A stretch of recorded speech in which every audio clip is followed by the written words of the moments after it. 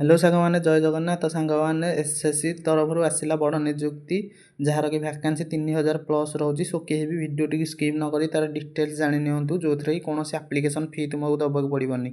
तो सांग मैंने मुझे तुम मान आगे किसी ऑफिशियल नोटिस देखा स्टाफ सिलेक्शन कमिशनर। सो कहीं वीडियो टी स्किप न करी शेष पर्यटन देखो। आज चैनल को प्रथम कर विजिट कर तेज चैनल को सब्सक्राइब कर ऑल नोटिफिकेशन पर क्लिक करूँ। तो सांग मैंने आम मैंने देखा ऑनलाइन एप्लिकेशन आप 13,000 नहीं 4-5 पर्यटन आप्लाय करेंगे रात 11टा सुधा। ता सहित एप्लिकेशन फी आप 5 तारिख मध्य देपारे। आदि किसी करेक्शन थाए तेज 11 नहीं 13 मध्य करेंगे। आ कंप्यूटर बेस्ड एग्जाम रून मसरे। तो सांग मैंने आम मैंने जब यार स्टार्टिंग देखा 13/4/2026 स्टार्ट हो जाए आप्लाय आ लास्ट डेट रोज 4/5/2026। एप्लिकेशन फी कौन दबाक पड़ोनी एसटी एससी आउ झील पाई आउ ओबीसी और जनरल पुओ पिला 100 टका एप्लिकेशन फी रही। पे लेवल देखा 1 ठू नहीं 8 लेवल पे सैलरी रोचे। ऑफिशियल वेबसाइट को विजिट करूँ अप्लाई करने https://SSC government.in। Selection process T for notification.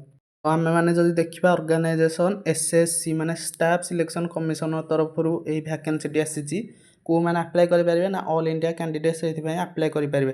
Total vacancy 3300 post पे बाहरी। पोस्ट नेम मुझे आ परवर्ती पेज्रे कहीदेवी कौ क्लास कौ पोस्ट एलिजिबिलिटी क्राइटेरिया आसी। एज लिमिट मिनिमम 18 वर्ष नहीं 45 वर्ष पर्यंत क्वालिफिकेशन 10th 12th और ग्रेजुएशन जोटा करथिले भी चलिबो। जदि पोस्ट देखा 10th पास पिला रोचे आम एमटीएस आ स्टोर अटेंडेंट। ता सहित 12th पास पिला रोचे क्लर्क आ लैब असिस्टेंट। आ ग्रेजुएशन पास पिला रोचे आर्टिस्ट ग्रेड आई सहित बहुत सारा पोस्ट रोचे। आउ एज रिलैक्सेशन जो देखा एसटी आउ एससी पिला 5 वर्ष थी बेले ओबीसी पिला 3 वर्ष रोचे। तुम मानक जब यार संपूर्ण पीडीएफ दरकार ताहले कमेंट रे पीडीएफ लिखु मुझे डीएम रे पीडीएफ टी पठाईदेवी। कट ऑफ मार्क देखा अनरिजर्व पिला 30%, ओबीसी आ ईडब्ल्यूएस पिला 25% और अदर्स कैटेगोरी रोचे 20%।